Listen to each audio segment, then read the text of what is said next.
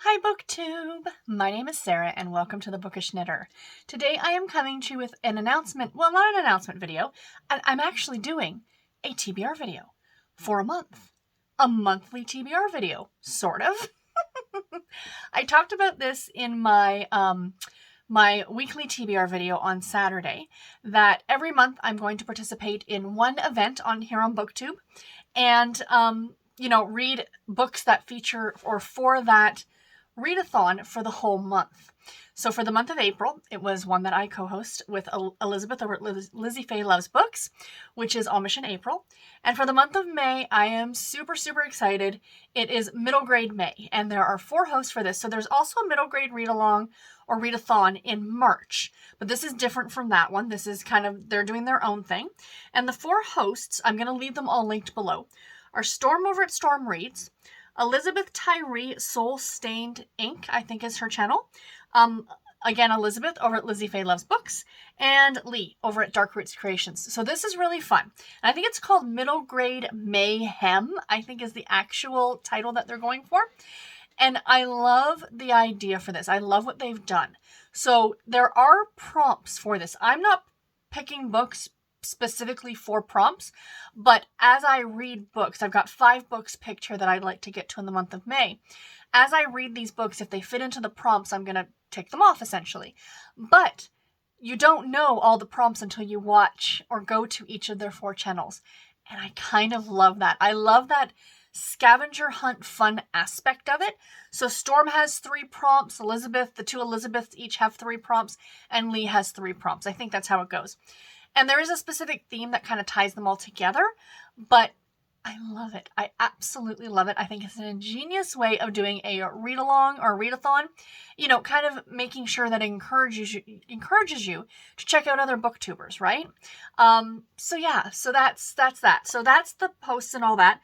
But let me get into the books that I have picked for this. So I'm very excited because I have really fallen in love with middle grade books over the last few years.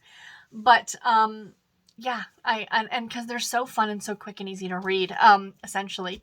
And they're not like the middle grade I had when I was a kid. Let's be realistic. But anyway, here are the 5 books. So the first 2 books are actually books that I read the first book in both of these series for middle grade March. Now I'm going to be reading the second book in both the series for middle grade May. Yay! So the first one is Golden Gate by James Ponti, and this is the second book in the City Spies series.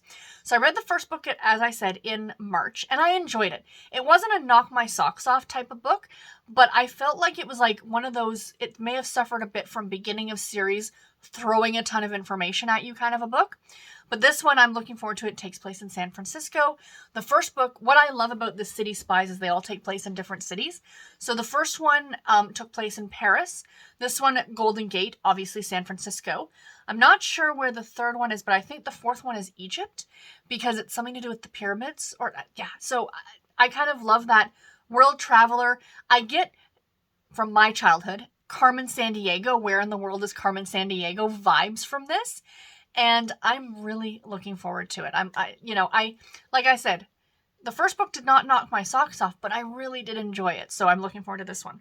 The next one I have a physical edition for, and I loved the first book. I gave it 5 stars. I was going to hold off and read this one in Christmas and July, but I think I'm going to go ahead and read it now because I can't wait. And that is Peril at Owl Park by Martha Jocelyn. This is the second book in the Aggie Morton Mystery Queen series, which is inspired by the real-life Queen of Crime, Agatha Christie. This series, the first book in this series, with The Body Under the Piano, I gave 5 stars to. I loved it so much. So there's such great graphics and drawings, I should say, in here. Like the beginning of every chapter has a delightful drawing. If I had a book like this when I was this age, I would have just been head over heels. And between the chapter, like the paragraph, you get like this little skull and crossbones. These books are just adorable. Just adorable. And I'm very, very much looking forward to it. She has a friend. His name is Hector Perot. And in the first book, he talks about growing when he gets older, he's going to have a very opulent mustache. For anyone who reads Agatha Christie, you know, obviously, who Hector is supposed to be. But yeah, delightful. Absolutely delightful. Cannot wait to get to that book. The next one is another repeat author for me. Now that I'm reading middle grade, I am really looking forward to watching everybody's recommendations videos, because I want to get more recommendations, because I'm kind of sticking with some of the same authors, like authors that I've read that I was really happy with. Like, you know, again, I'm reading the second in the series for these first 2 books. But the third one is an author that I read back in October, and I really liked the book. It was called Scritch Scratch. But now I'm going to read another one of her books, and it's called What Lives in the Woods by Lindsay Curry. And this is a middle grade horror novel. And I loved the first one. Literally gave me the creeps. Like, it was just hair standing up on the back of your neck, kind of creepy. And her new book comes out in the fall, I think, late summer, early fall. Can't remember what it's called, but it hands down has the creepiest cover. Like, Stephen King books are not as creepy as this cover. I'm not posting it here because I don't want to give anybody like a spook, because when I first saw the cover, I was not expecting it. And because it's a middle grade book, I'm like, whoa, I was a bit taken aback by it. It's not blood and guts and gore, don't think that, but it's definitely kind of like a, oh, spooky, you know, kind of cover. So, but yeah, I want to read What Lives in the Woods. This was the first one that actually caught my eye from the books by her that I was looking at, but I ended up going with Scritch Scratch, I think, in October, because it was available at the time. And I'm glad I did, because I gave it 5 stars and I really enjoyed it. So I am looking forward to this one. I have no idea what it's about, and I'm perfectly okay with that. The next one is a book that I actually did buy for middle grade March and March Mystery Madness, because both were happening in March. And I wanted to get to this one and I didn't have time. And I am going to hopefully be picking up in May Murder is Bad Manners by Robin Stevens. So this is another middle grade book, and it is part of the A Murder Most Unladylike Mystery series. So there's, I think, like maybe 8 to 10 of these books, and I think our female leads actually grow up as the series progresses. But it takes place at a boarding school. And yeah, it's a boarding school. Someone is murdered at the boarding school. It's a middle grade book. I just thought it looked and sounded delightful, so I decided to pick it up. So hopefully I get to this one also in May. And the last book is a new to me author. I have to say that it was the cover. I did some searching on Goodreads for newly or popular middle grade books, and I saw this one and I thought the cover just was delightful. And when I read what it was about, I'm like, oh my gosh, that sounds so fantastic.